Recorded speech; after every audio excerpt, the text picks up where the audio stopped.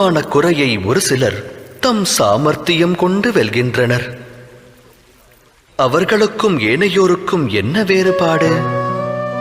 தாம் இது குறித்து சிந்தித்ததுண்டா? இதற்கான விடை மிக எளிது. எவர் குறையினை வென்று காட்டுகிறாரோ, தனது சாமர்த்தியம் கொண்டு அதை வீழ்ச்சியடையச் செய்கிறாரோ, அவர் அதை கடந்த நிலைக்குச் செல்கிறார். ஆக குறை ஏற்படுவது விதிப்பயனே. ஆனால் அக்குறையை மதிகொண்டு வெல்லும் மானிடர்தான் மதிக்கப்படுவார்கள். சிந்தித்து செயலாற்றுங்கள்.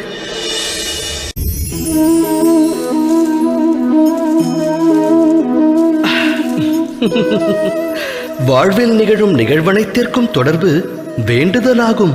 பதி எப்படி இருப்பார்? என்னுடைய வாழ்வு சுகத்தில் திளைக்க வேண்டும். மனைவி எப்படி இருப்பாள்? அவள் நல்லாளாக விளங்குவாளா?